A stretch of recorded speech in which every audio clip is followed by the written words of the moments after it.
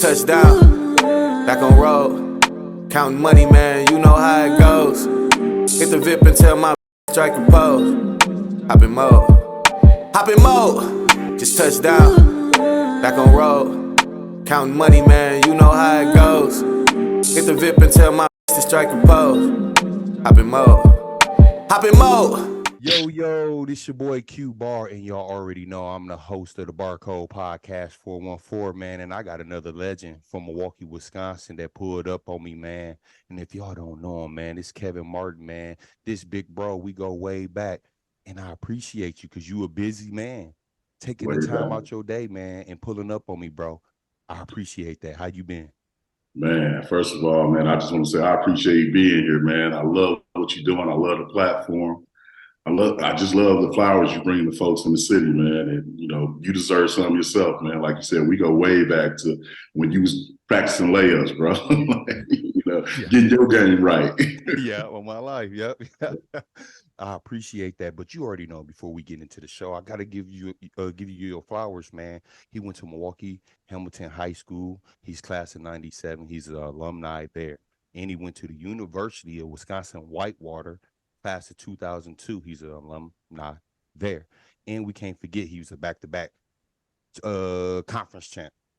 Conference champs there. And if y'all don't know, he's the executive VP and managing executive for JCK Sports Group. Y'all give it up for Kevin Martin, bro. Love you, baby.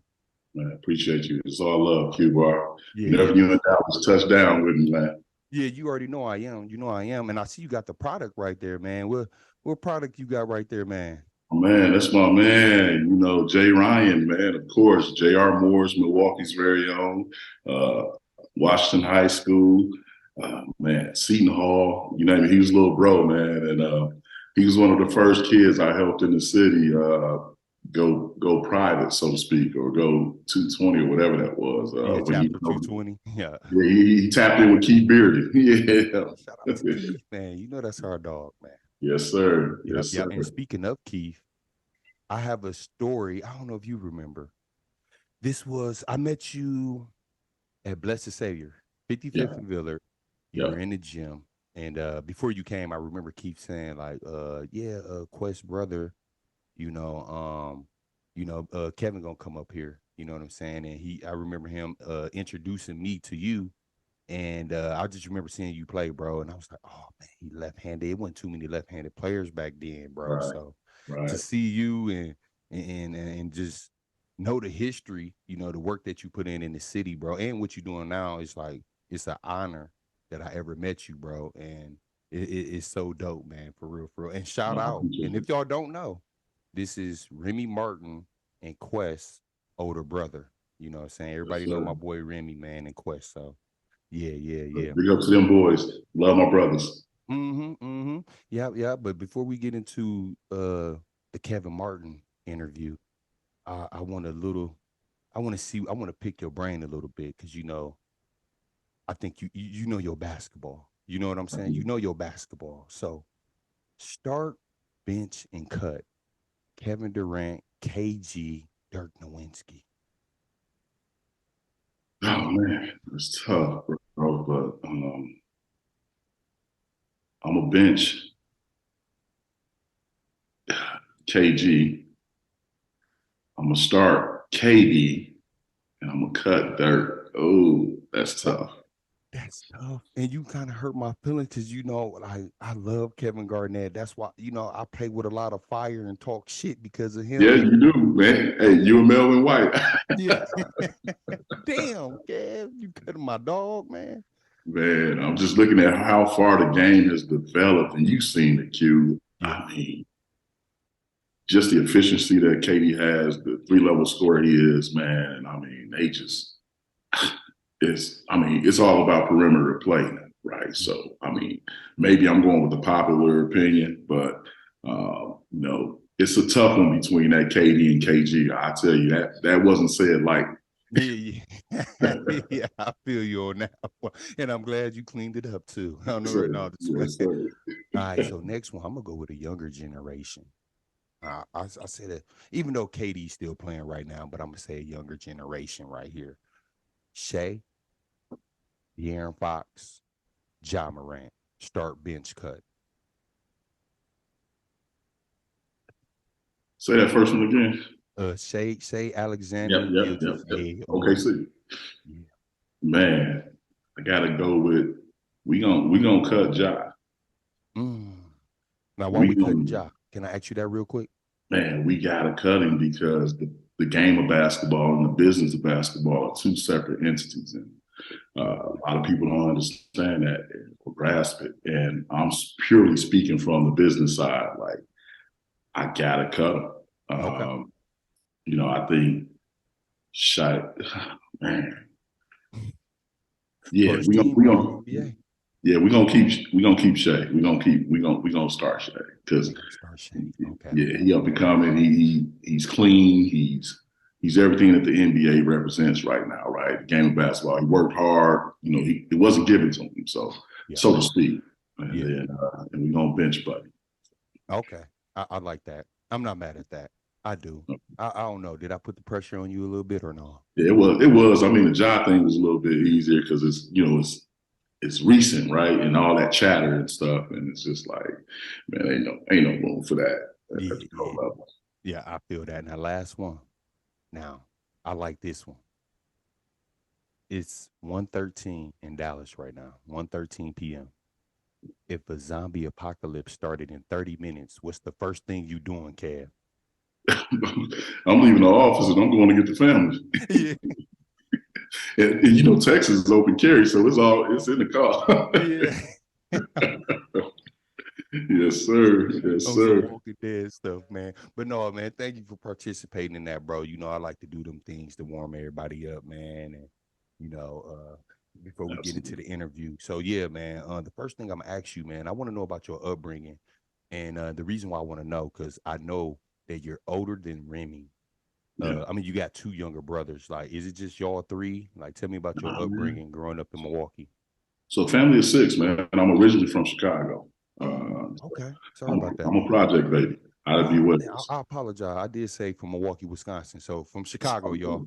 It's I'm all sorry, good. Kev. I was raised in the mill, though. The mill is home, right? Okay. So, born in Chicago, raised in Milwaukee, family of six. Got an older brother and an older sister, and I got a younger sister who's an educator by day and a nurse at night. And man, I'm a project baby, man. We moved from Chicago. I was in Ida B. Wells project housing, and my family saw opportunity in Milwaukee, Wisconsin, which is right next door. You know how Chicago and Milwaukee is cousins. Mhm. And Yeah. so we moved over to Milwaukee, and I was a baseball player initially. I lived on 4th and Keith, man, right down the street from Victor Burger. And shout out Bay Lou. Oh, man. Shout out to Bay Lou. Yeah. But with that being said, man, I was always carrying a bat and a ball, man. I was a baseball guy. And then, all my friends around the area, they was into hoops. And so in order to get with the norm and be in, I converted. And Warren was my first introduction to basketball. And I played for Bay Lou. I played for Berger my first couple years of Warren. And man, it was a rough time, man. If back in those days, it was gang affiliations and things like that. And I stayed clean, but my older brother was he was in the gangs and family members and stuff like that. But I wanted something different for myself, And so I would say, I saw the best of both worlds, man. Rest in peace to my pops. He kind of showed me the way, how to get things done. My uncles too, and my mom worked so hard. She worked 2 jobs. She was working in the school system, and just to see her work so hard, I didn't want to disappoint her, right? And so I was like, I gotta do something different. I gotta get out this community. I gotta, help my little brothers get out this community, my sisters, and grateful enough, man. God has been good to me and good to my family. And we've been able to rise above that poverty level and just, go out and live a really good lifestyle, man. And, it was just one of those things where, growing up in those situations, you wanted to get out, especially when I got introduced to basketball. And we started traveling and then introduced AAU in the 90s. It was like, man, I get to go here. I get to go here. Mhm. And it was like, man, it's so much more than 50 blocks, you know what I'm saying? And I wanted to be a part of it. I wanted to see what the world had to offer me. Yeah, man, that's dope, man. And just the transition from, Chicago, even though they, like you said, they cousins, they be Yeah. right down the street from Chicago. And that transition at that young age, like being in like being born in Chicago and then coming to Milwaukee, were you kind of like timid, like moving to Milwaukee? Did you know much about Milwaukee before moving? Man, didn't know much. I just knew I had some cousins up there, and when I got over there, I see who my cousins were. Some were Black Panther, part of the Black Panther Party. And shout out to my cousin Mark. And with that being said, man, I was acclimated kind of easy because some of my best friends to this day stay right across the street from me on Fourth and Keith, Yeah. and so it was easy for me because they took me under their wing. They were older, and then it was an easy transition. It was kind of a different pace of life, if you will. Yeah. um, you know, Back then, my block looked so big, but when I come back to the mill now and I ride up it or I show my daughters where I grew up at or where I lived, and it's just like, man, it's so small, like, but Yeah. back then when we was kids, the world was big to us. And, I think getting acclimated in Milwaukee was kind of easy for me. Of course, you had to run ins with different gangs or different guys that didn't like you, and you win at a certain park, you got to run, to get back home and be outside of town. Yeah. So I've experienced all that, man, and I'm just grateful enough to be, standing here today, being able to rap with you about it, and not on the other end of those things. Yeah, man, that's facts, man. Coming from any inner city, man, it's rough to make it out. And when you make it out, man, it's really like truly a blessing. And I'm Absolutely. pretty sure your parents and your siblings are very proud of you, man. You know what I'm saying? You're doing some wonderful things, man. And that's why I'm so excited, because I know a lot, but I don't know a lot about you. You know what I'm saying? If that makes No, no sense. doubt. You know what I'm saying? No Especially doubt. on the basketball side. So um being like you grew up down on Fourth and Center, right? Fourth and Keith. Fourth and Keith. I'm sorry, Yeah. Fourth and Yeah. Keith. And you chose to go all the way to Hamilton High School. Yeah. And before you even went to Hamilton High School, what was your three choices, man? You remember? Yeah, I do. I do. So by that time, I was already living uptown. I was 48th Center, when you met me. Yeah, And yeah. so, yeah, I was already up that way by then. And I was playing Warren at Sherman Park and all that stuff for that team. And my coach was Law. But anyway, and two, rest in peace, too. But with that being said, man, it was Washington. It was my neighborhood school, man. All the ball players was coming through there. I used to go to the games. I used to play on that banana court. You know what I'm saying? And then, I know Gordon and Sabrina, they wanted me to come there really bad. So it was like, I know I'm going to Washington. So it was Washington, it was Tech, and it was Hamilton. And only Hamilton because, again, my best friends who lived across the street from me on 4th and Keith, they were going there at the time. My older brother went there. My older sister went there. So, I was like, all right, I'll put Hamilton down just because, I know some folks there. But I never thought I was going. And then, so I'm like, yeah, I'm going to Washington, man. When those results came back, and it was like, you're going to. First they said Juno. They just put me in Juno. I ain't going first. I'm like, I'm not going there. No, no knock on Juno, but I'm not going. So I went over to Hamilton. They made room, and then like a week later, Tech and Washington called like, "Hey, you could come here." By that time, first week of class, I'm already immersed in Hamilton. I'm like, I'm just gonna stick it out. You know what I'm saying? I know people here. People know me. Coach giving me rhythm, already. So I'm like, yeah, I'm safe here. Yeah. That's how it usually happens, man. Friends and family have a huge impact on your decision. So, and plus you Absolutely. went to school for a week there already though. So, Yeah, but absolutely. when you went That's to how I ended up on the South, Q. yeah, exactly. Like, and the reason why I be asking these questions, right? Because I lived on 39th and Center, right? Yep. And I went all the way to more. You know how far Vincent was to me back in the days, bro? Goodness. I thought that dude, I was the first person on the school bus, bro. Like I was the one that had to be on the bus stop at like 6:15. You know what I'm saying? A.m. So I Mad like early. I like to ask some questions like, what was your three choices? And I know where you from, and it's like, why did we go to these far ass schools, man? So Yep. yeah, That's so the story, bro. so going into Hamilton though, did you like play freshman, JV, varsity, out gate? Like how did that go for you? So out gate, and I played freshman for Coach Dye, who was he was actually my middle school coach as well at Bell Middle School. I was right across the street, right?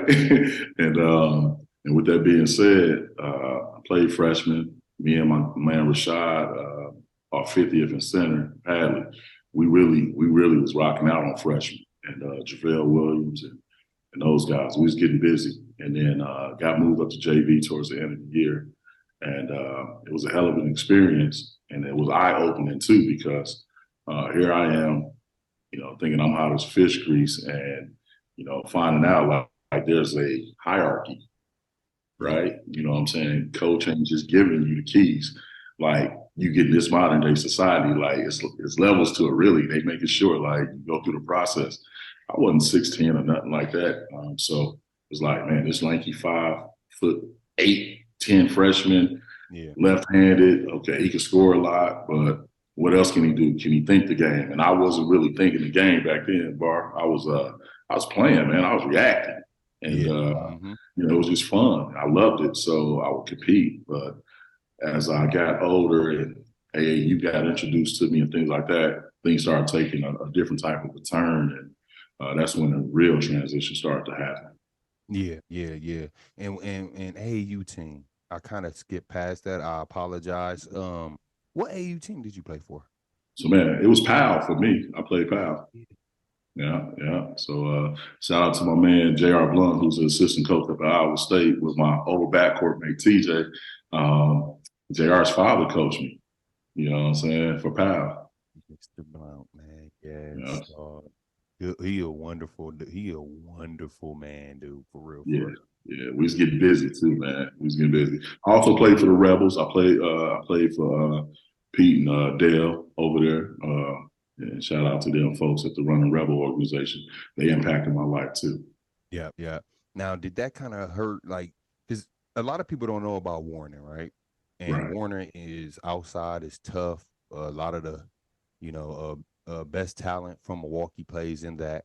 Did that Yeah. hurt your spirit playing freshman and then getting moved up to JV? Like, man, I just played Warner and with all these good guys, like, I think I'm better than freshman. And you know what I'm saying? At that time, how did you feel? Did it break I your mean, spirit? naturally it did, right? Because once the freshman season is over, it's not mad people at your games, but once the freshman season is over, it's like, okay, I'm sitting there, I'm watching JV playing, VAR play, and I'm like, yo, that young mentality. I'm thinking like, I'm better than that guy, I'm better than that guy, and Mhm. not understanding it's all about a fit. It's not about you being better than someone in a certain skill set. It's about do you fit. And but yeah, I definitely laid my ego down. Yeah, yeah, for sure. Yeah. Now, what about sophomore year? Did you play? You played JV sophomore year too, right? Yeah, I played JV sophomore year and we got busy. And then and that's when my boys transferred in. It was Dante Jackson, who's still my best friend to this day, one of Yeah. my best friends to this day. And Andre Valentine came in. Yeah. Dre Ward Valentine. Jenkins transferred in. It was a bunch of guys that transferred in from Greenfield because they had an issue over there. And so, man, like the competition level really skyrocketed for those positions.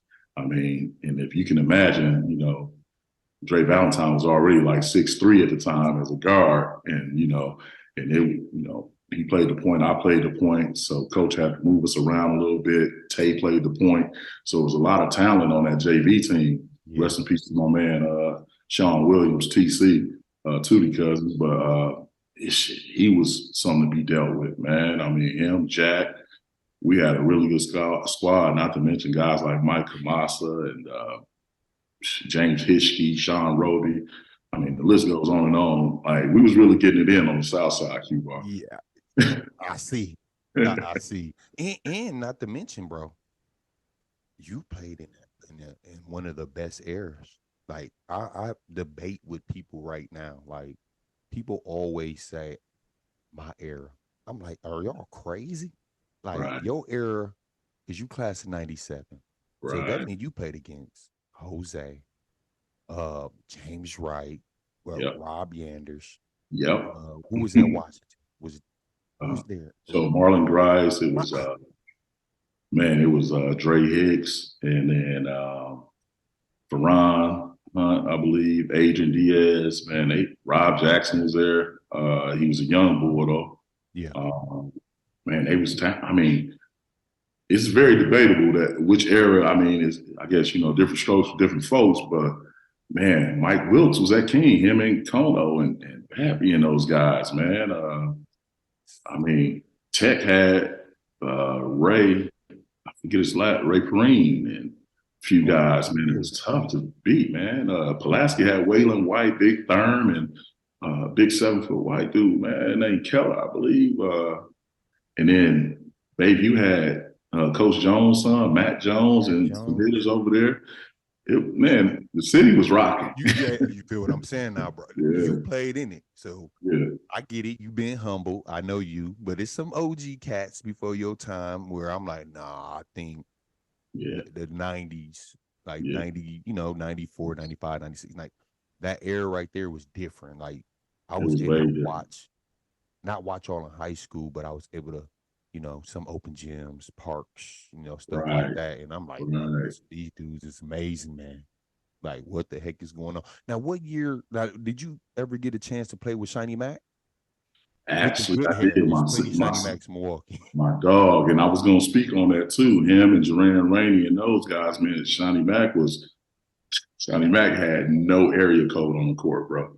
Like, man, he would pull up. I mean, he was doing the step stuff before we saw it, right? Yeah. Shawnee Mack was pulling up from deep in city games and AAU games, warning games. So my senior year, he got moved up. And man, I just wish we would have had him the whole season, bro, because we probably could have, got past Pulaski in that regional final. And I mean, we would have been facing a really tough Washington squad after that. Yeah. But I think, man, if I could have played with Shawnee Mack the full senior season, again, it was that hierarchy that they was doing where, they was making guys like play the eighth grade level unless they need to move you up at the end of the year for playoff stuff. But Yeah. hell of a player, man, hell of a Yeah, player. for And went on sure. to Appalachian State and did really well and played pro as well, Yep, yep. Hell of a player, man. Just a sniper, dude. I remember seeing him at neighborhood house. Like, what the fuck? Like, who the Yeah, dude? You know what I'm saying? Like, get busy. yeah, he gets busy, man. So with your coach doing that, right? He Yeah, did it to Shiny Mac. He did it to you. Playing freshman. What yeah. do what he need to work on? Can he do something different? By the time you made it to varsity, like like how was your relationship? Would you say? It was good, man. It was real good. He challenged me a lot. Some things, as a young man or as a kid, I didn't understand, but today I get it. I get it, and it's of course, there's some things I would have disagreed with that we can agree on or disagree on. But I mean, shit, man. I mean, I wish he would have just maybe trusted us a lot sooner. Because if he could have kept that core together and brought Shawnee Mack and Duran into it, I think we could have really had a powerhouse. You know what I'm saying? Now Hamilton has had his years of success again. I mean, we were successful during our tenure, but guys like Kevon Looney and Darnell Harris played there, Elgin Cook, right? You know what I'm saying? And Keontae White, I think, and some other guys are coming through there now doing their thing. And even before me, guys like Reggie and what's my man name? Freddie Riley. Mr. Riley. Yeah, Yep, Freddie yep. Riley. He played at Hamilton, man. A lot of people don't know if I'm not mistaken. Yeah, yeah, man. Man, don't forget about Little Charlie, Trey Jefferson, them guys. Like My goodness. Hamilton My always had goodness. some ballers. You know what I'm Yeah, saying? yeah, So yeah. I never heard anyone, and no knock to Pulaski, like you said earlier, no knock to Juno, but no knock to Pulaski. But I never heard nobody like talk crazy about Hamilton, Right. like from Mr. Riley era, your era, and then even I say my era, they was fucking trash. But shout out to them and Right, my right. dogs though. But Yeah. But I mean, man, at the end of the day, man, you was a powerhouse, man. Y'all had a no, machine there, dog. The way y'all defended, man, and then y'all had everybody accept their role, man. And I never seen nobody. I mean, I've seen a lot of players in my day, but I've never seen nobody want it as bad or play as good as Marshall Williams or Rob Yanders, man. I used to have fits with those guys because I had the whole Black and then I had the whole Rob. So I'm like, yo, and Jose was my boy. We still kick it to this day. But it's like holding them two guys, man. It was a long night, bro. And I didn't think I was a pushover, but I was just like, yo, yeah, that dude's serious. And Riverside had a unit too. It was Sheldon and rest in peace to Peanut Butter, man. Tay Hicks. Yeah, that hey, era was nice. nice, yeah.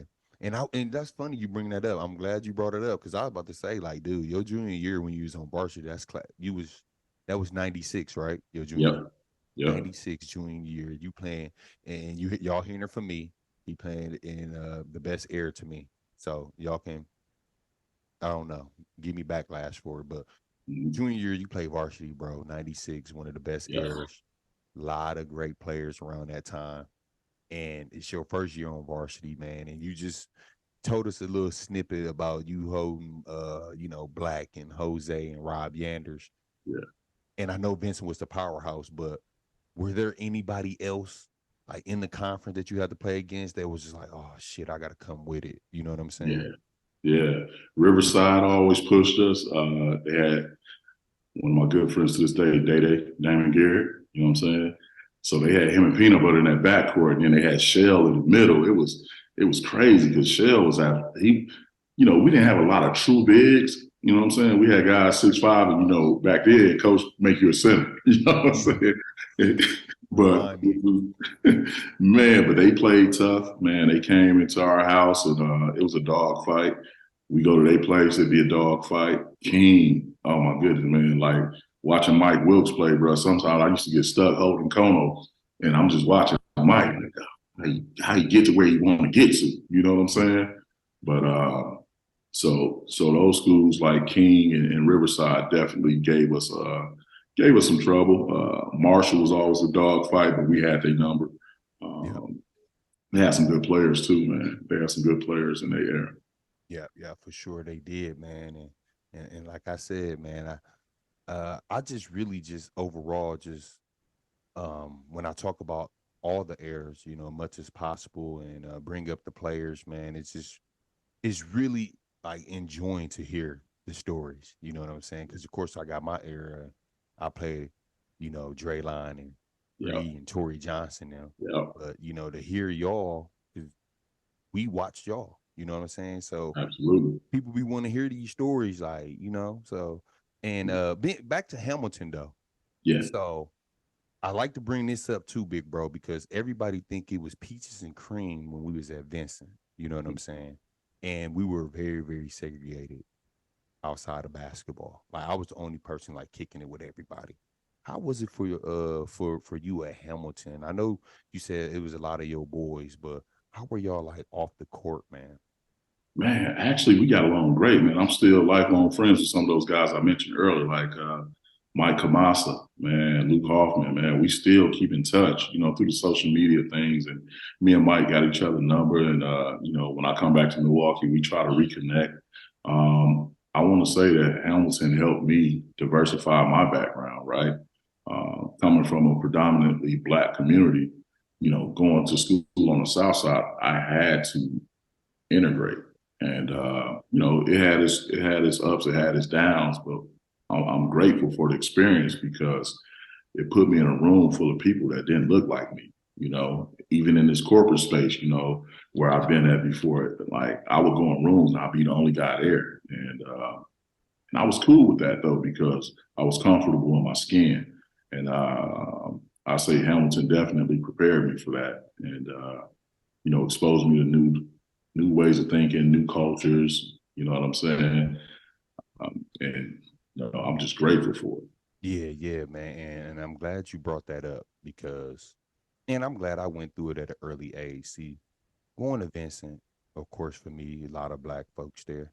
Yeah. white kids that went there, or Caucasian. I'm sorry, not white, but the Caucasian kids that went there. Of course, they had a little flavor to them, so we didn't consider Right. them. You know what I'm Right. saying. But then I'm I go to already. college, man. I have a culture shock. Playing with Caucasian players and the whole community. So I went through my culture shock, and I'm glad that you went through it early. It's Right. really, really good to go through it early, dude. For real, for real. You know what I'm saying? Because when you get older, you can be around different races and just be comfortable versus having a culture shock, dog. You know what I'm saying? Right. So going into your senior year, man. What would you say your goals were? As far as going to the next level of basketball. Like, were you getting like recruited offers, like Right. anything like that?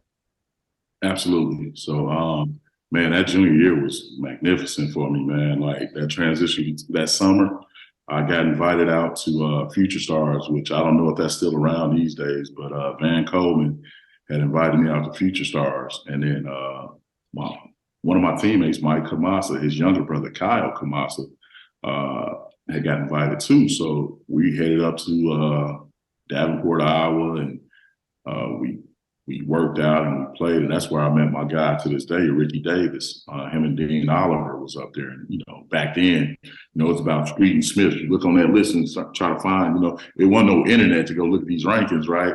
Yeah. So, you got to go get the magazine and go, oh, that's him. So, I'm a friend with Ricky Davis to this day, man, and met him. We played well together. We was in the All-Star game up there together. And shout out to my man Jerry Smith.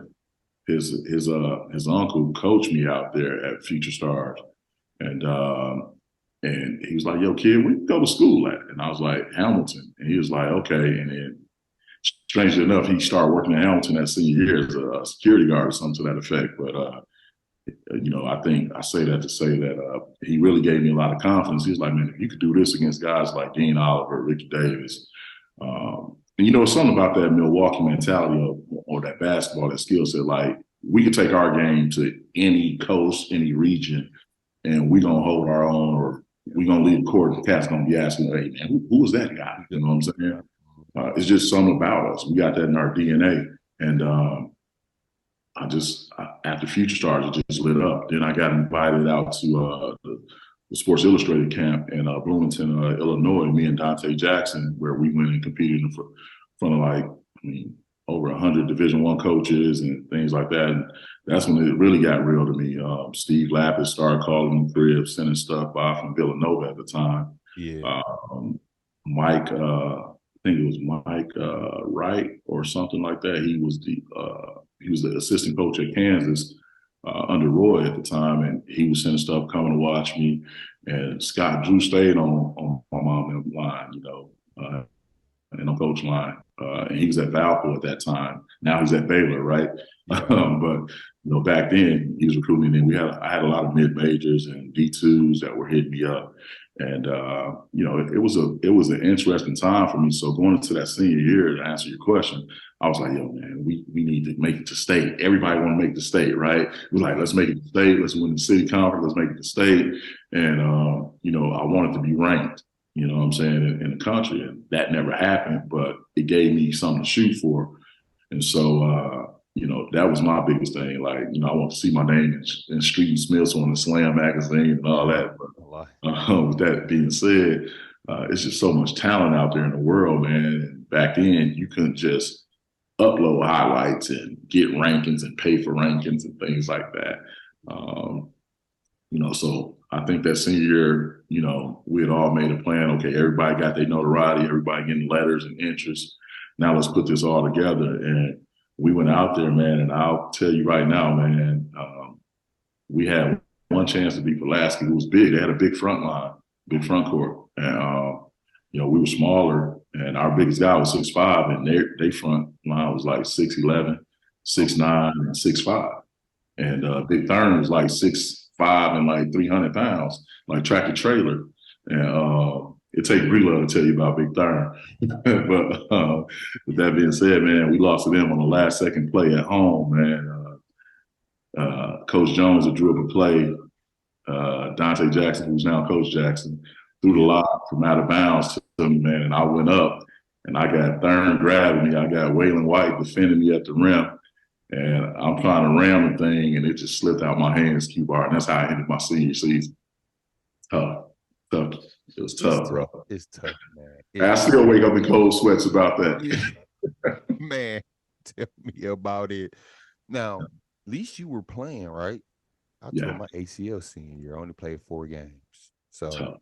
But you still had an opportunity to, to dunk. It slipped out your hand. It just slipped, bro. Yeah. But no, for real, I like what you earlier. Well, just a few minutes ago when you was just telling your story about these camps and AAU and all that type of stuff.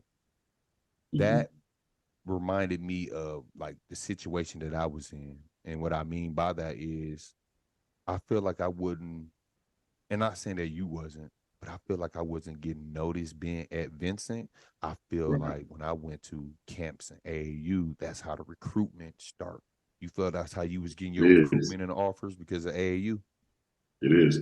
I mean, just think about it though. Not many college coaches get a real chance to go during their season to games in different regions. I mean, you got some assistants who go out on the road and they'll fly to different regions to watch kids, and it's prevalent now, but back then, man, it was like most folks scouted their region, and their season was during our season in high school. So you really got a chance to make a name for yourself or to position yourself during summer ball, and then now they make their list and they say, okay, well, we got to go see this kid's high school game at some point. But that's just how that's how it unfolded. I got most of my recruitment done through going to camps and going to AAU. Yeah. Same here. So you fall short. You graduate. Yeah. Senior year, of course. Yeah. Mm-hmm. And then the basketball season falls short. Going to these camps, you get offers from D2s and all this stuff, right? Right. But you chose to stay close to home to, Wisconsin Whitewater. Is that where you went right after you graduated, Hamilton? So no, ironically, I had to go up to Fond du Lac, Wisconsin to Marion College because, as you know, back then, there were so many rules in place for us to be qualifiers. Yeah. You had to have 18 or above on the ACT. You had to have 1,600 or whatever on the SAT. Mm-hmm. If you were going, if you were in state, you had to have all these requirements met. And I'll be honest with you, man, my first 2 years of high school, I didn't understand, the dynamics of that regimen. Like, okay, you got to have X amount of credits in this, that, and the third. So, my mom and dad didn't care about basketball. They was working. My dad was a hustler. So it was like, hey, just bring a 2-point home, son, and get your high school degree. But me wanting bigger for myself, I was like, man, I sat down and I talked to one of my biggest mentors when I was growing up, who's Dante Jackson's Uncle Nelson. Uncle Nelson kind of broke me and Tay down and said, you got to have this, and this to qualify. And so I started going to meet with my counselor, Mr. Belcher, a lot more often. And he's just like, yo, this is where everything's at, kid. Like, you're not going to qualify for a scholarship if they offer it. You'll have to Prop 48. And I don't know if you remember the rule of Prop 48, right? Like, no scholarship money, no grant money. You really taking out a loan and you're not even traveling with the team. So I was intent on signing with Valparaiso when I found out that I think it was me and Slim from Marshall who was going to do it. I don't know if anybody remember Big Slim. He's like 6'6", athletic, played at Marshall. But me and him, we were going to go to Valpo. And, man, when I got the news that I didn't qualify, boy, my heart broke. And in an emergency act, I was like, okay, I'm going to go up to Marion over the summer, fix my credits, and then I'm going to transfer out. Exactly. But by that time, recruiting will already turn. They on to the next one. So I'm like, you know what? I'm going to keep it in state. One of my best friends from when I was a kid named Stu, everybody called him Smoke, but his name, Stu was 6'6", shooter, played at Bayview, and was just like slow death on the court. he went to Whitewater and did very well for himself, man. Lance Reed, who was at Tech when I played it, he was an upperclassman, but I was a freshman. He played at Tech. He was there, so they and Big Terrell, T. Carter, they was up there putting in work at Whitewater and getting looks too. So I'm like, man, okay. Vanderbilt and Pat Miller came down and they talked to me and Dante Jackson at the time, who was at UWM, and it was like, yo, what's the chance that we both transfer there? You know, we could just set this thing on fire. Well, Tay ended up not going and went to Central State. I ended up going, and that's where I met my boy Dre Hicks. And man, we tore that thing up, man. Yeah, that's crazy. Left-handed backcourt. So. Yeah, that's crazy, man. And I think I heard about Prop 48 because I think it's a different saying for us. But I know back then it was Prop 48 because Big Dog went through that, right? Yep. Robinson. Yeah, Glenn Robinson went through that same thing where he missed his freshman year. Yep. Yeah, he missed his freshman year. So at this point, you just more so like, I just want to get in college. Is that how you was feeling, or you felt I want to get in college? I want to hoop, and yeah. So going to Whitewater. See, for me, I played Division II, right? Mm-hmm. And I knew that the school that I chose, that my role was going to be like it was for Vincent. I really didn't want that, but it was close to home. And to really showcase my talent was St. Cloud State, but of course it was further from home. Yeah. How did you know Whitewater was like the perfect choice for you, for Kevin? So I went on they came down and watched me all summer when I was going to transfer in. And, you know, they was looking out for me. They was looking out for me. I'm like, yo, okay, all right. They got a traditional winning, like that adds up. And they said they was going to put the ball in my hands. And I was like, that's all I really needed. Because at this point, I feel like I was at the prime of my game. So I'm like, that's all I really needed was a coach to say, hey, here go the ball, go do work. And they did what they said they was going to do. And they took care of me. I didn't have to, I was good, right? And that conference itself, there was a lot of D1 transfers, a lot of D2 transfers in it. So it was competitive ball. And I felt like I'd be close enough to home but far enough away where the city of Milwaukee, the distractions wouldn't really mess with me. So we got up there, got to it, and I was like, yeah, this feel good. This feel good. Yeah, that's good. That's good. Good thing to hear, man. You picked the school that took care of you, who was honest with you and let you showcase your talent. Yeah, Absolutely. I'll ask you that for a reason because a lot of these kids pick schools, you know, they just so I want to go D1, I want to go D1, but then they go D1, they ain't getting the reps up, or they can't handle this, they can't, you know what I'm saying? Yeah. So you chose Whitewater that fit perfect for you. You feel what I'm saying? And I didn't. You know, I like the school, don't get it twisted, but I knew I was getting myself into. So I wanted to ask that. Now, around the time you went to Whitewater, though, was it a party school? It definitely was. Definitely was. All right, so what I'm going to ask you now, bro, because I was in Minnesota. Minnesota, they be party. So going to Whitewater, bro, and knowing that the parties that they have, how did you stay focused between basketball, school, and all that type of stuff, knowing that you was at like a party school? Hey, man, I wasn't focused at all, bro. I was a young man, and I was in a situation where I didn't have a girlfriend. And they was taking care of me, so it was like I had the world was my oyster. How about that? Yeah. So it was fun, and from Thursday through Sunday they partying up there. Thirsty Thursdays, Pumpers and Mitchells. A lot of old heads might remember that if they tuned in. But we had some times up there, man. We had some really good times. It was a party school. Yeah, I threw some of those parties at our apartment and at our house. So. Dude, I had to ask that because when I was in Minnesota, I'm like, dude, listen, y'all doing this every day? Like, come on, what y'all like, dude? I'm trying to get my grades together. I'm trying to focus on hooping. So, so I had to ask that, bro. And it just because I went to Whitewater party before, and I remember Whitewater was recruiting me in. Yeah. I went to go visit. I said, no way. Ain't no way, Q, huh? No way. Especially at that time. Yeah. Yeah, I was Yeah, just, I hear it's like little Milwaukee now. Like everybody from the mill in that thing, you know. yeah, for sure, for sure. All right, man. So back to the basketball part though. So you find a school that fits you. You got players over there that you vibing with and whatnot. Um, like tell us about how your first 2 seasons went there. Being at Whitewater, starting point guard, right? Right. Yeah, Yeah. starting point guard is like if you can tell us like how your first 2 years went, you know what I'm saying? Just because the transition and the speed from high school and then going to college, faster pace, bigger guards at the point guard position. Like, how It did you was. prepare yourself?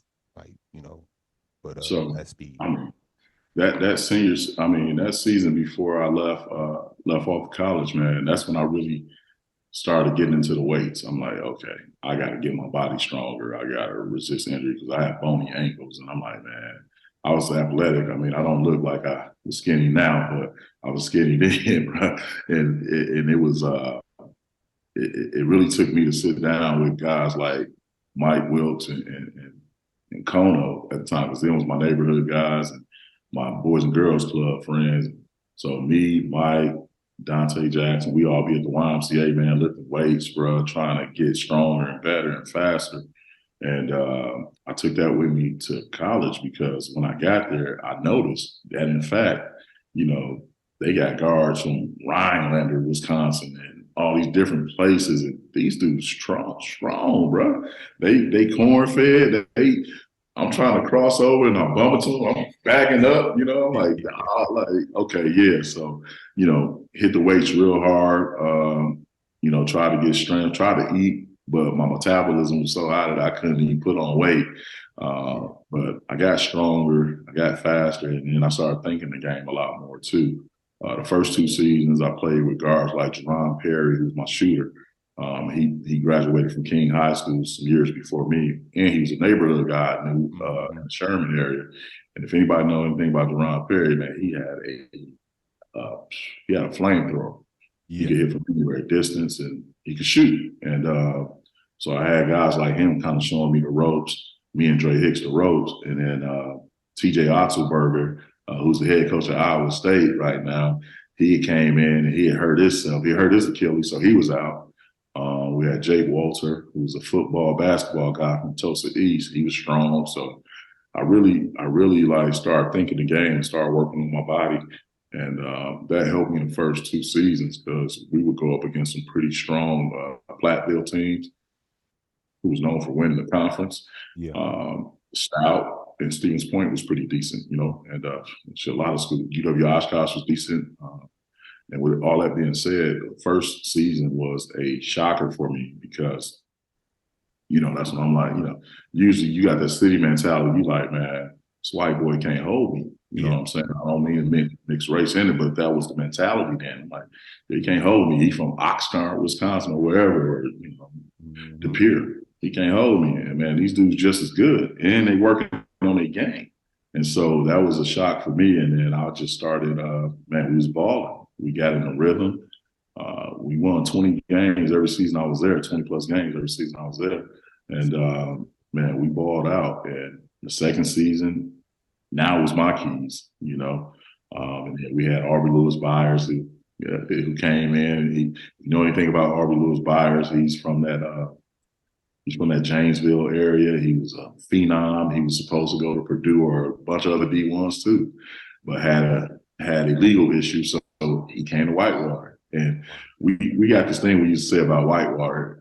We were the UNLV of the WEAC, you know what I'm saying? Because, our coach, Augie and Pat at the time, Augie Vanderbilt, he'd be like, okay, give me the bad guys. We're going to get them right.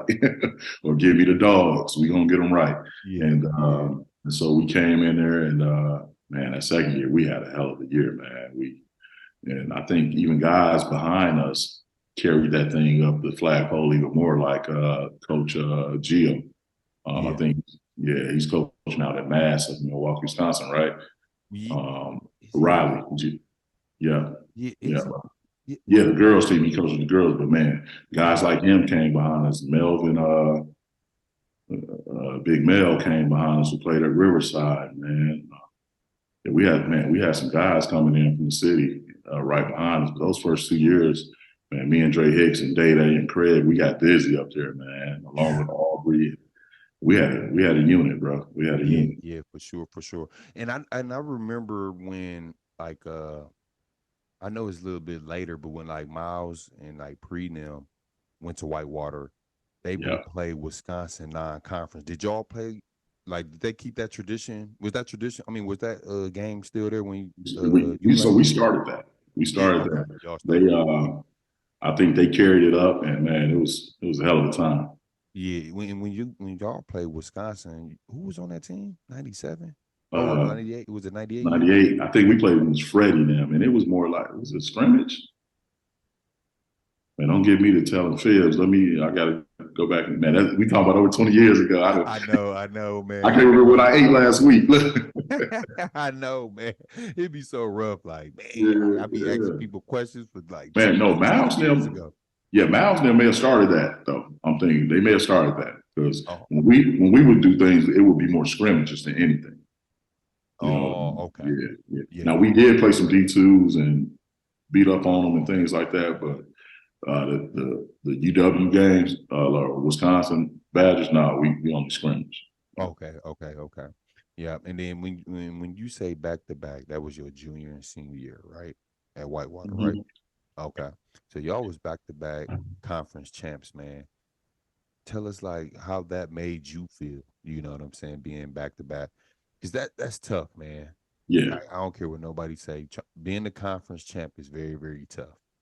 right. Explain like leading up to that. You know what I'm saying? Because I'm pretty sure, you just explained the first 2 years, your freshman and sophomore year, and y'all played good and was beating up on Yeah, people. Now I'm pretty sure your junior senior year, people coming at y'all. You know what I'm they saying? coming at So us. They coming at yeah, us. yeah. So yeah, Yeah, tell us about your junior senior year, leading up to conference champion. yeah. I mean, it was the same. We gotten in a bunch of talent, recruit a bunch of talent. Um, we had a very good backcourt, and we played a lot of small ball too. We didn't really, I mean, we had bigs, but we didn't really use them like that.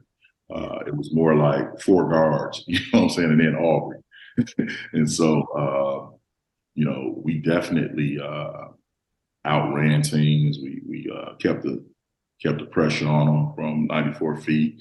Uh, and we had some good times, man. I mean, everything felt like it was coming to full surface, like we were going to make it to the tournament and do some really good things, possibly win the tournament. But we got knocked out in the conference tournament. And so Mm, that hurt because, you win the conference and you're like, okay, yeah, we got this. This we wrapped got up. this. It's wrapped up. But it's very hard to beat a team three times. And so Stevens Point knocked us out one year. And then I forget who knocked us out our senior year. But long story short, man, we won. It was fun, man. I mean, I was playing a good brand of basketball. The team was playing a good brand of basketball. Yeah. And somewhere along the line, when it got to where it really mattered, like we just kind of waltzed in there like we can play the way we've been playing and not really, playing per possession. Hmm. Yeah, man. Always tough. Glad you had fun, man. Seemed like you had a fun 4 years, being at Whitewater. Might have been six. Well, I forgot Marion first. No, Yeah, it's all good. but you got it done though. So, um, you play good at Whitewater your 4 years there. You graduate, you get your degree. Yeah. What would you majoring in? And I'm Uh, asking this for a reason though. But what yeah. was you majoring in and got your So it was degree? advertising and journalism with a minor in marketing. Okay, okay. Yeah, So after college, did you try to go pro overseas or anything?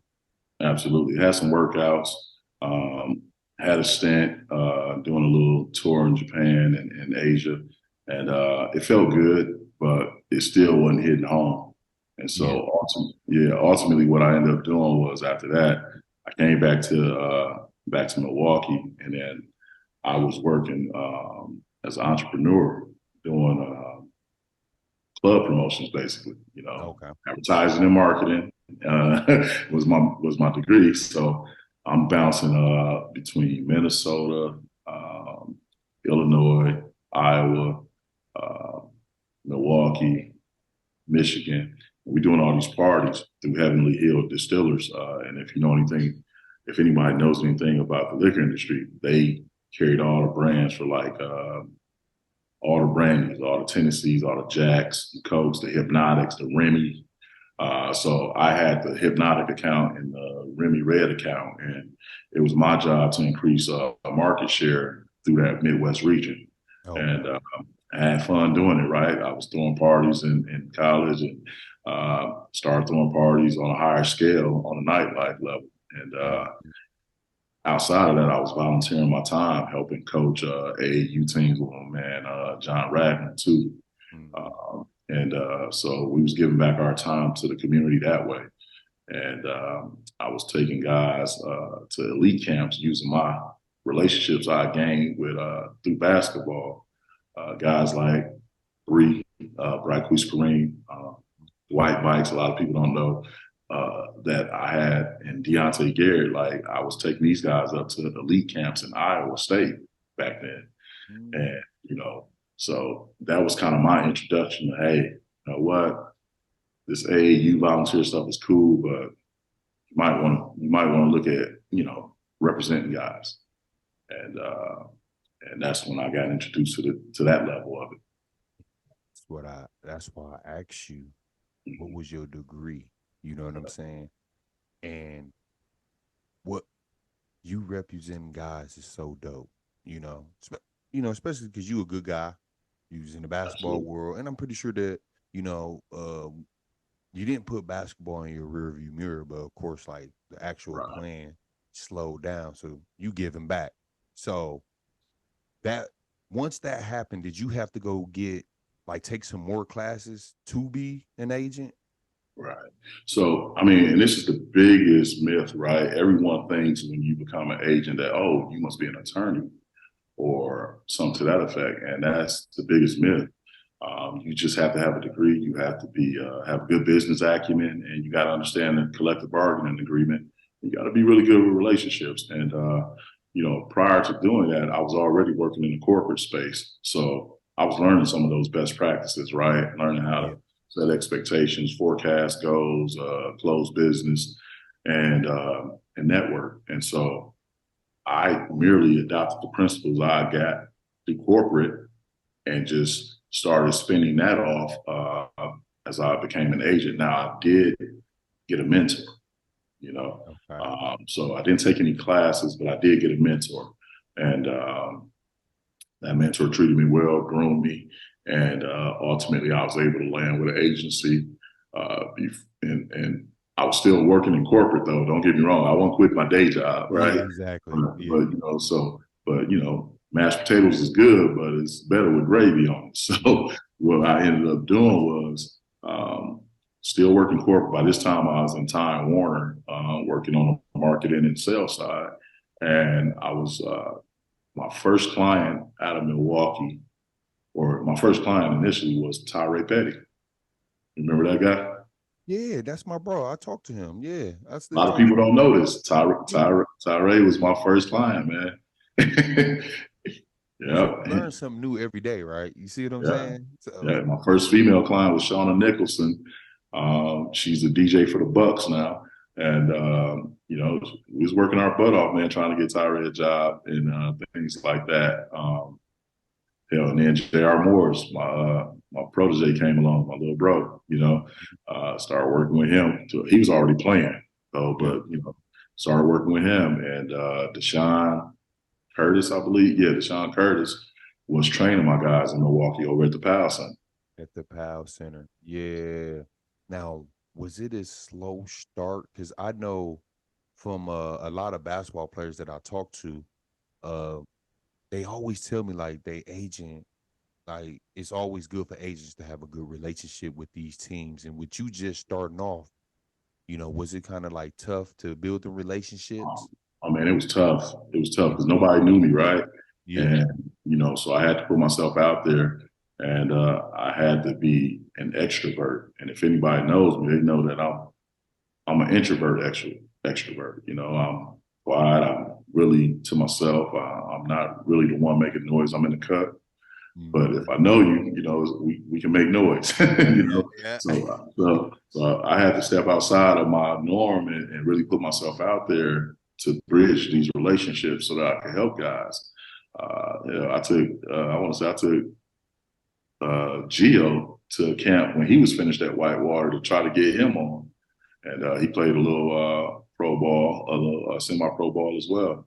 But it's real slow. It's a slow grind, man, because it's not like I'm Rich Paul and I got, this LeBron James type of deal, man. And no knock on Rich, that's my guy. We see each other dap it up and shoot the breeze for a little bit, but no agent is really walking into it like that unless you already got that guy. You know what I'm saying? But I like the way LeBron and Rich did it. They let Rich learn first at CAA, and then he fired his agency and Rich got certified, and then he brought him in. So I had to learn, and I had to make relationships with front offices, and that's why I said earlier too, Q-Bar, that the business of basketball and the game of basketball are like miles apart. So you gotta understand, in order to curate these relationships, you gotta understand a business model. You gotta understand a vision. No billionaires or multi-billionaires are giving multi-millions or hundreds of thousands to guys who are just gonna go F it off, fuck it off. So they know everything. When you hear that story about the NBA being the feds work for us. Yeah, I'm already knowing. They know who you kicking. They know who in your circle, all that stuff. They know all that stuff, man. There's officers. I just had my agent seminar yesterday. There's one going on in New York right now. Some of our officers on the board are ex-FBI agents and deputy police forces. Like, it's crazy, man. They in the know. They connected, So, but man, it was a slow grind, man, and it's taken some time where I've gotten it to now where my name gets introduced before I even introduce myself, and that feels good, that does. Now, that's not to say that I do such a great job, because if you do your job long enough, you get hired, you get fired, and sometimes it's just a disagreement or an agree to disagree on things, because someone's expectations might be here and I got to come in and I got to deflate it a little bit because I want to be a realist. Yeah. I would rather over deliver and under promise. And it seems like this new generation of kids, they want you to over promise and over deliver. Yeah. And those two just don't go hand in hand, man. It's like, I'm gonna tell you what's real. If you like it, great. If you want somebody to just fill you up with air, I'm probably not your guy. Yeah, you're not the guy. Yeah, exactly. Mm-hmm. Now, I do want to ask this because I know that when you a ball player, you you ready. And the guys that you were representing when you first started, good guys and a good young lady too. Yeah. How patient were they with you? Were they, even though y'all know each other and they good people, was they expecting something quick, or were they being kind of patient with you because they knew you were like just getting started? I think Tyree was very patient with me because he knew I was new. He knew I had relationships, but he knew I had just become an agent, and he needed somebody where it was just about him, right? And so he used to work out. Him and J.R. Morris used to work out over at that police center at the Powell Center off Titonia with Deshaun Curtis. And I remember Diamond Stone just coming in there, sitting down, watching. You know what I'm saying? Me not understanding who Diamond was at the time or what he was going to become. I'm just going about my day, but that just goes to show you that, people are always in the room, but yeah, I would say my clientele early on was very, very patient with me. And I continue to build that up. I mean, I've helped create NBA players out of very little, right? Again, like I said, I don't have access to the LeBrons of the world. You know, I see the Zions and things like that, but they already, you know, walking like they made it. Yeah. And so I really got to do a lot with them with less. And I think I do a very resourceful job with that. And I'm just, you know, I'm waiting. I've been in the green room, you know, for draft day. I represented Gerald Green and Johnny O'Brien, 2 draft picks, one out of high school. You know what I'm saying? So I've had guys get there through the back door, like Jordan Goodwin, who's on a 3-year deal right now with the Wizards, and guys like Chris Clemens, who had a 3-year deal. So it can work, man. It can work. You just gotta be resourceful enough. You gotta be competent, and your name got to carry weight around these front offices. They know, like when my phone rings, it's probably a GM or it's probably an assistant GM or director of scouting. Or when I call them, they picking up because they know I'm not going to send them no fluff. You know? Yeah, exactly. That has taken time, though, Q. That has taken time. I'm already knowing. So, and you put in a lot of work, man. A lot of people, and I'm glad that you sharing this part because a lot of people probably don't even know that you're an agent, but they gonna know now. You know what I'm Facts. saying? And you know, I always appreciate you, bro, because you know, even when I had some players, you know, that knew You that talk I knew on you, them. yeah, can you do me a favor, Q? And I'm like, I got you, and I want to talk about that, but not just yet, because I know you're gonna explain, and I know a lot of you know cats that's in college or playing professional or whatever, they gonna watch this and they gonna understand it, but you Right. not in this alone. You got Nope. JCK. Like, Yep. like when did y'all sit down and come together and just you know figure out the name? Because it's really cool. It looked like it's like an abbreviation of Jack. Yeah, right. So most folks will say Jack, but it's really JCK. So my business partner, mentor, and even my family is my older cousin, Jamie Knox. And he invited me to have a conversation with him a while ago. And he's family by marriage, right? My wife, I married up, right? So Yeah. my wife, shout out to my wife, but Yeah. you know, my wife put me and him together, and we used to just talk about certain things we saw in the industry. And he used to play at NC State, so he's seen it at a high scale. He played for Valvano, and we just talk about, you know, the climate of sports and representation. And it always, and you know this, Q, from looking at the draft year after year, even when you was a shorty, you're like, damn, you know, every player looks like you almost, but when you look at the representation of that table, nobody looks like you. You know what I'm saying? So a lot of people think guys like Rich Paul started this black agent stuff, and it's no, I don't know who started. I mean, there were black agents in the industry when I came in, like DJ Armstrong. A lot of people don't know Brett Wasserman, and guys like Thad, and guys like Jim Tanner, and those guys. You know, Yeah. Calvin Andrews. So these are brothers who've already been in it. Jamie Knox. These are brothers who've already been in it, and but it's really elevated now because there's only 540 jobs every year, and now there's 800 sports agents. Yeah. You know, NBA certified agents, not to include FIBA. But yeah, so it's just interesting times right now, man. And I just, you know, we formulated it because we saw a hole in the industry that we could fix. We're like, hey, you know what? We're ex-players. We understand both business and the game of basketball. And you and I both know, Q, like we can identify talent, be like, yo, this cat can be a pro. You know what I'm saying? Loosely, I feel like our community throw around that word league him or league me.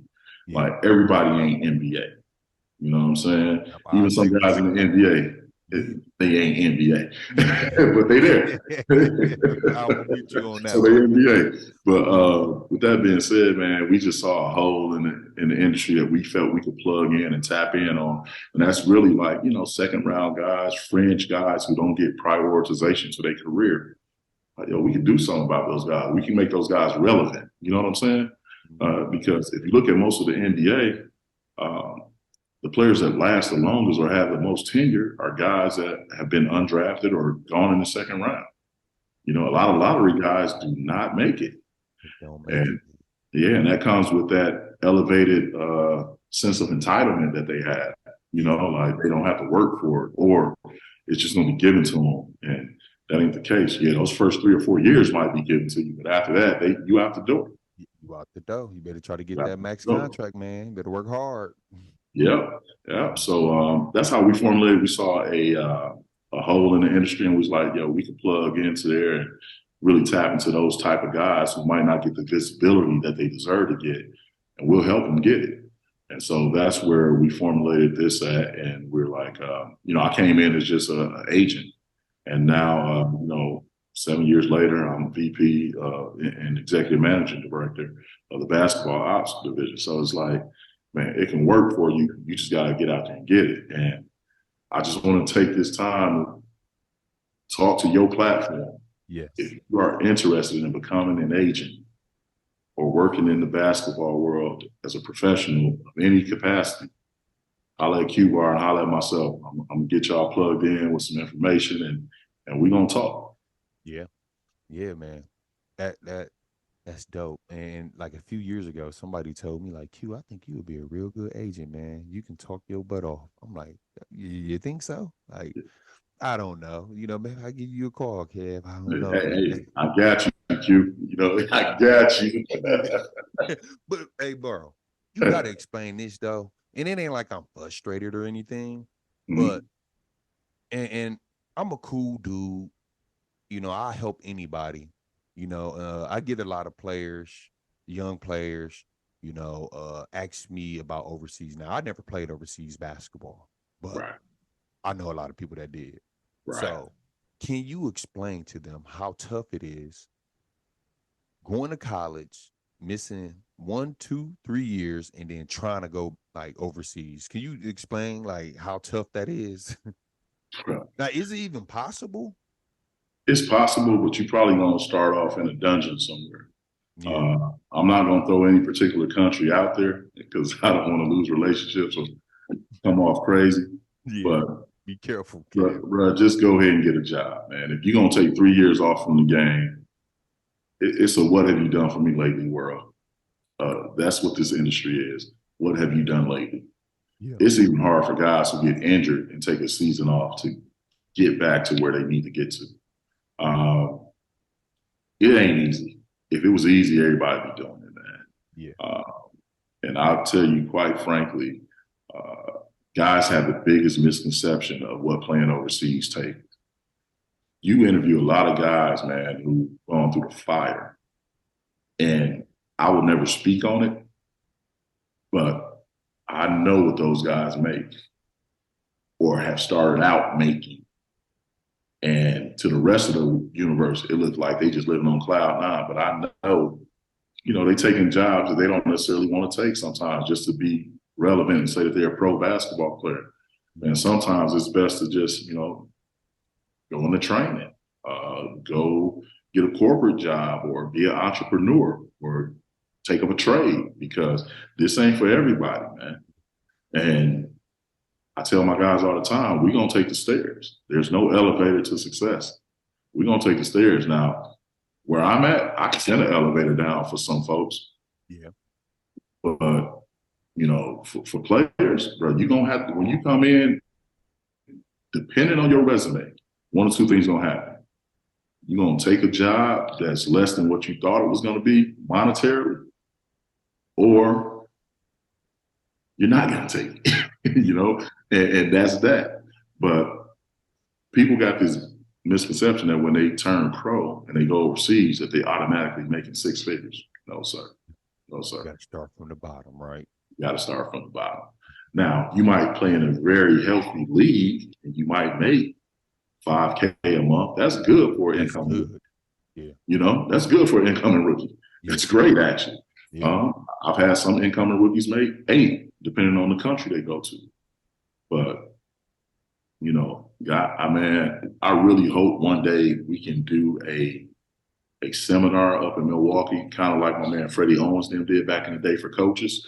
But maybe we come up there, you, myself, a few of the agents I know out of Milwaukee area, guys like Terrence Breedlove, guys like Chuck Smith, shout out Chuck Smith at SOC. I wish that we can all get in the room and just school this younger generation on the elements and what it takes to get here and to get to that next level. Because again, everybody's not an NBA guy. And very few guys are NBA guys, and even fewer are overseas guys, because you got to look at it. You're going over to live in a country you never visited for the most part. You don't get the access to things like you do here in America. That's going to be different. That's different. You're going to be away from your family and the things you know will be normal, and you got to deal with that. And everybody ain't built for it. Everybody ain't built for it. Shout out to guys like Deontay Garrett, who's made a great living playing abroad. Shout out to guys like Draylon Burns, who's made it work and had a great living abroad. Dwight Bikes has had a lot of success. Miles, man, there's so many guys. So many, right? Yeah. Man, Carrington Love, man. I mean, guys are making it work. You said who else? I'm sorry, bro. Carrington Love. These guys are making it work. Man, there's a young bull out of Wisconsin that I represent that's doing great, man. Kevion Taylor. Kevion Taylor? Yeah, he played at Whitney with Tyler Harrell. Oh, okay. Yeah, man. Yeah, you got to get him on one of your episodes, man. 6'5" shooter. Set it up, bro. Gotcha. Say less. For real. And I'm glad that you shared that, man, because some people don't understand, you know what I'm saying? And like I said, I'm not angry or nothing, bro. But I'm glad you explained that so people know, you know what I'm saying? Like, I don't want people to think I'm spinning them. You know, I made the phone call,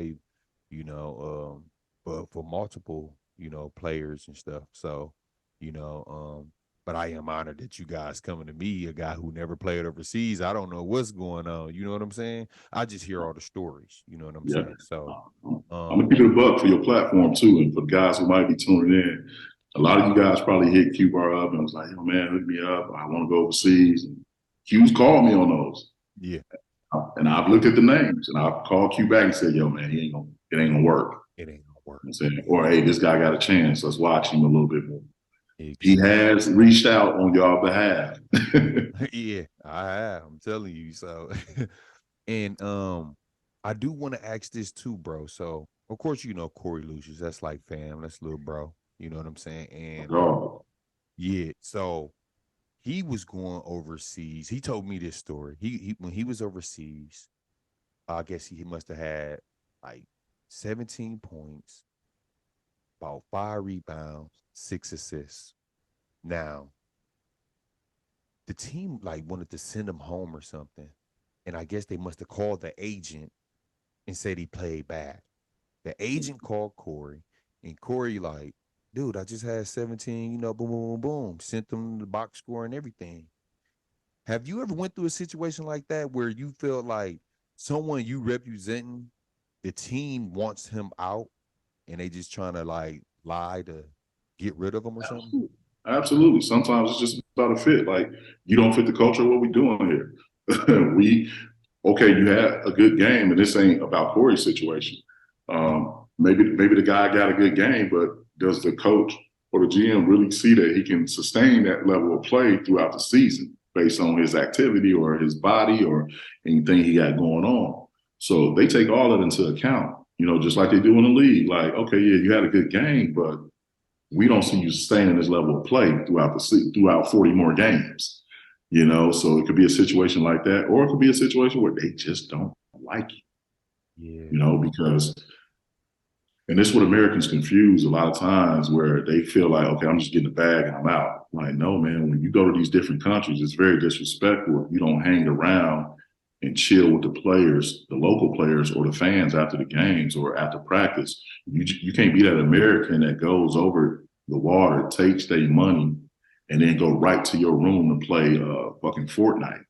Or, or you just digging on the women over there. You know what I'm saying? Like, nah, you got to spend some time and show them that you appreciate this. Learn about their culture.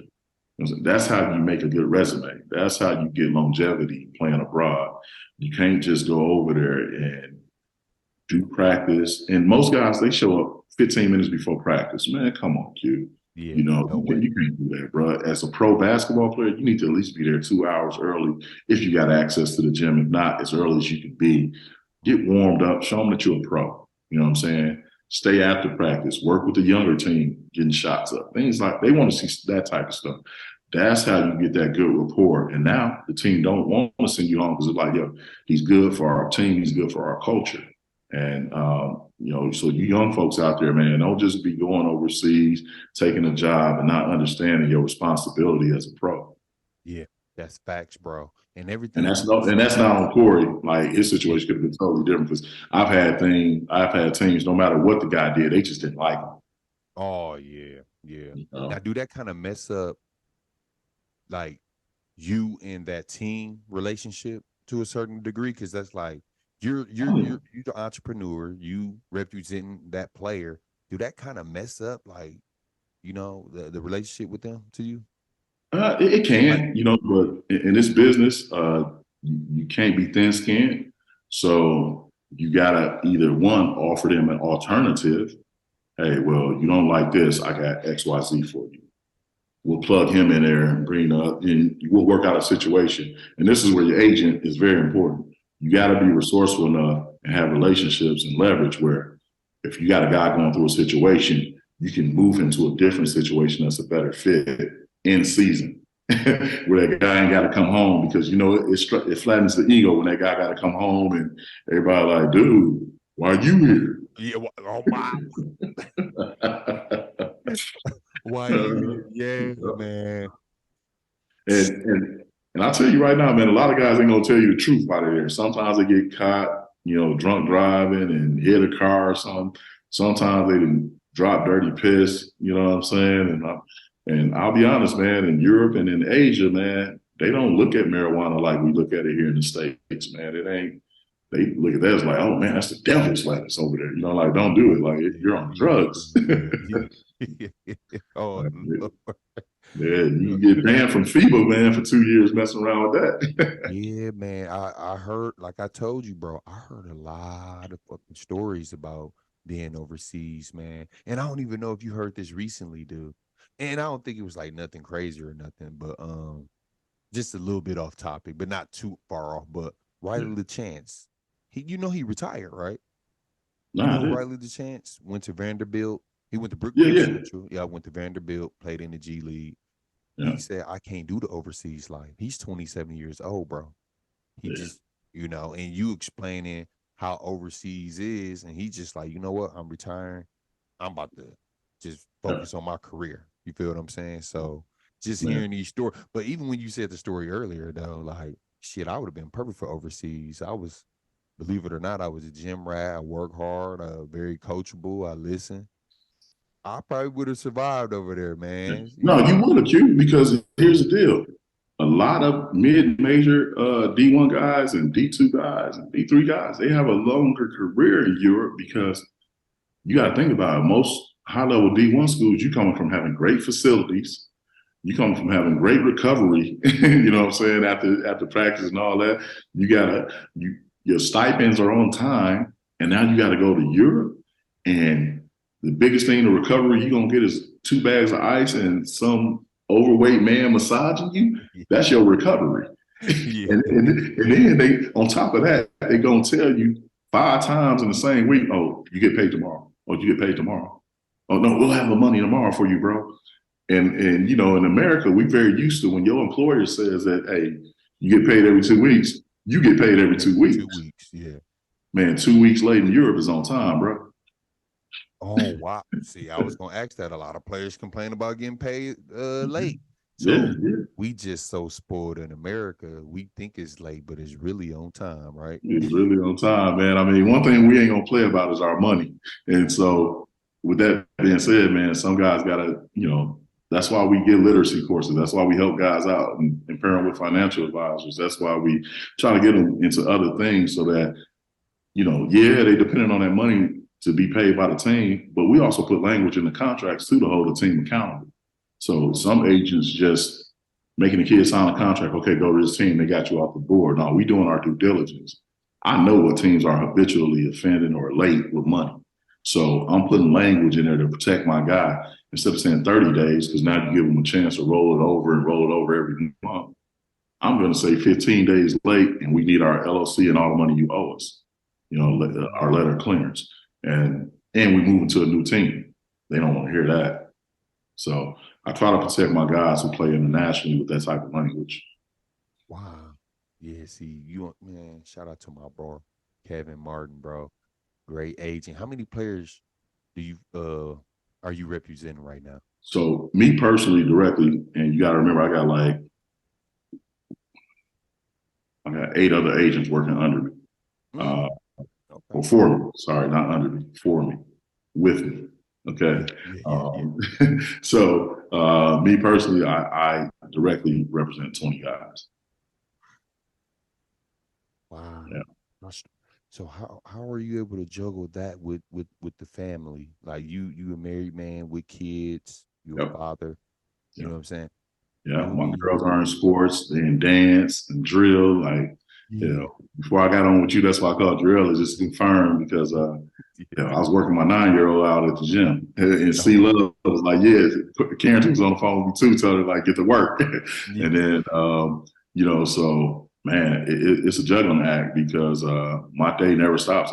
I got a hashtag I always used to put up, never not working, because I mean, while we've been doing this, man, I've probably got about 8 calls, Oh, and I'm it's from sorry. We about coaches. to finish No, up no, we soon. all good. They know what it is. We All good, right. man.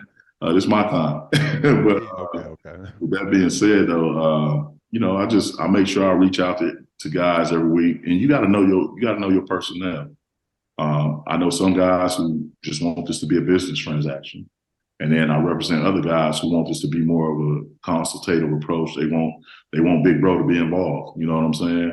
Yeah. And that means I got to call them once a week, sometimes 4 times a week, just to check in on them, see how they doing, how the family doing, things like that. It's just really about knowing your personnel and really prioritizing what makes sense. Obviously, it's family first, but my wife is so supportive and so encouraging to me, and she understands. Like, hell, if I don't tend to this business, we might not get to do all these fun things we do, like Dubai and Jamaica and Yeah. Cabo and all that stuff. So, Yeah. so man, I thank God every day that I'm doing what I love to do. And at the end of the day, it's not even about the money, Q, because I mean, I'm far from being a multimillionaire, Yeah. at least in liquid. On paper, we good. But I just love enabling other people's success, bro. Like being able to say I had something to do with that.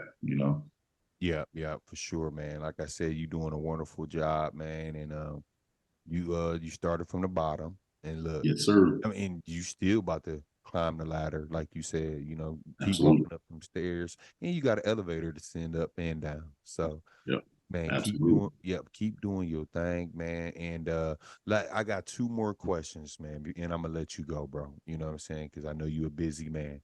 The Big first time. one is what vision do you see, like yourself, like JCK, like what do you see the goal and the vision 5 years from now? So 5 years from now, man, I mean, that's a very good question. I would love to see that we got, lottery picks and 7 to 10 guys in the NBA at once having a harmonious career, right? That's the plan. Uh, I'd like to be able to kind of limit my responsibility in the agency and kind of hand it off to my daughter, my oldest daughter, and the ones that come behind her to kind of help out with and take this over as a family business. I'll still be a consultant, right? Yeah, for sure. But I really like to be in a place where I know all my clientele is good and all the guys that I represented who are retired at that moment of time, they got a quality of life off the floor and they got good money coming in still. And that's my biggest goal right there, man, is to have 10 guys in the league doing their thing. Um, a bunch of guys over at high level Europe and Asia doing their thing and still being able to help communities that I come from, like Chicago, like, Milwaukee, Dallas and North Carolina, Atlanta. So I really like to continue to help young brothers and sisters attain a goal and have something to do with that.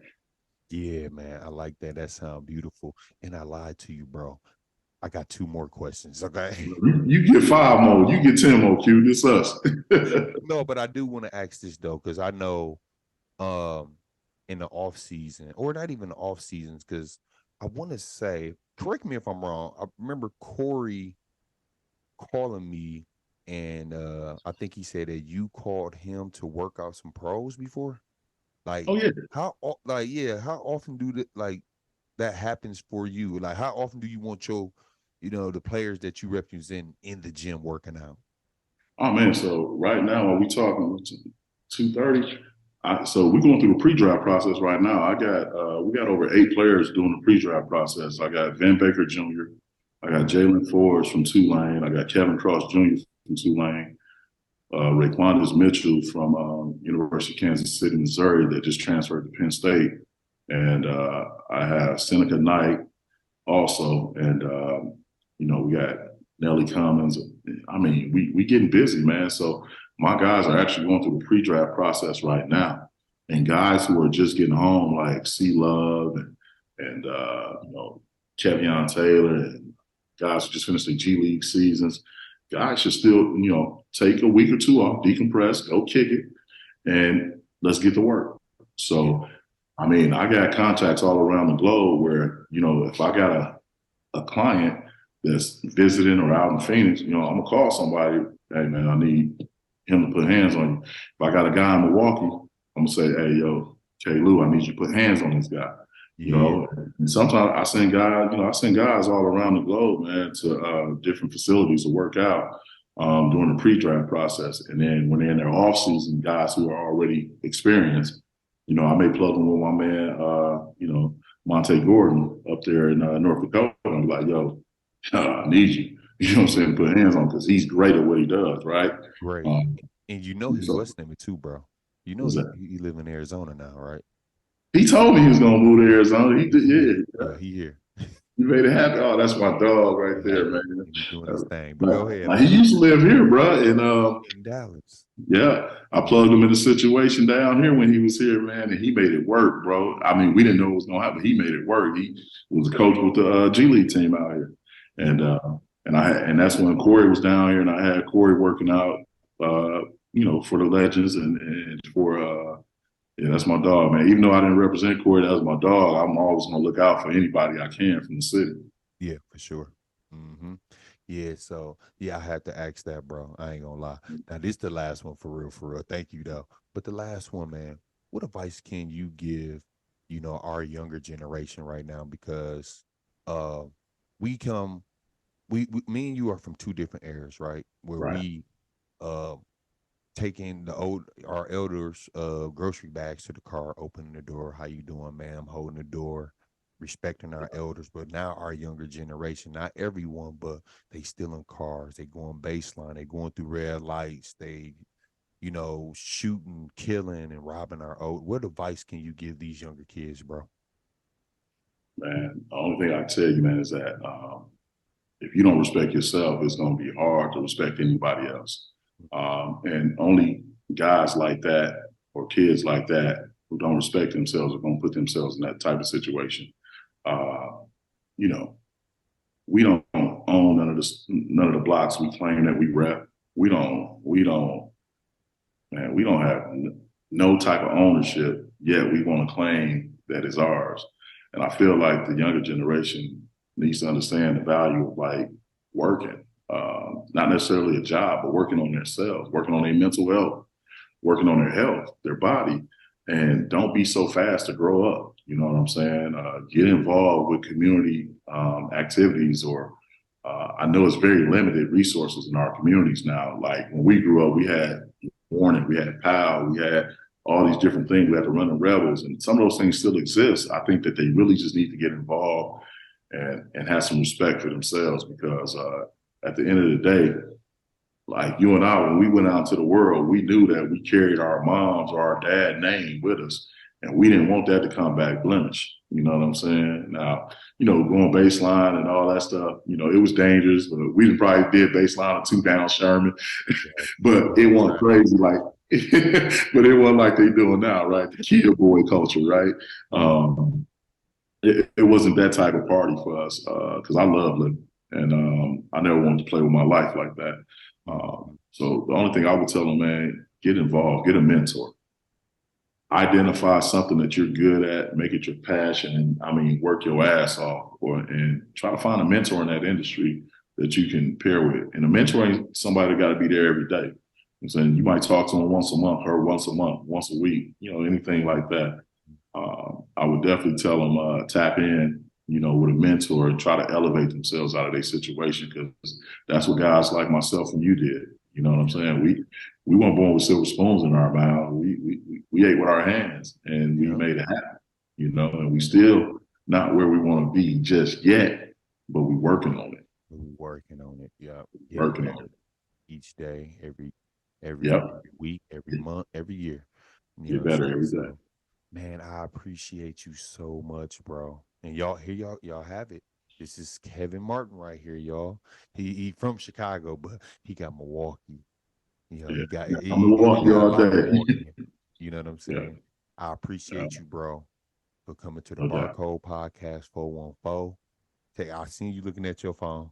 You busy, and that's cool, and I love it. You know what I'm saying? And we're gonna stay in contact, man. And, Absolutely. yeah, and I'm gonna hold you to it, bro, and hold me to it too. Maybe we do this again next time, man, with one of the players or something, Yeah. Man, come on, man. Let me know. Set it up, bro. Come on, man. Don't make me tease, man. Come on, man. Look, I'm smiling, man. No, but I'm holding you to it, man. I would love to do that seminar. You let me know when you're ready. We can sit down, discuss it. Like I said, dude, I really appreciate you, man.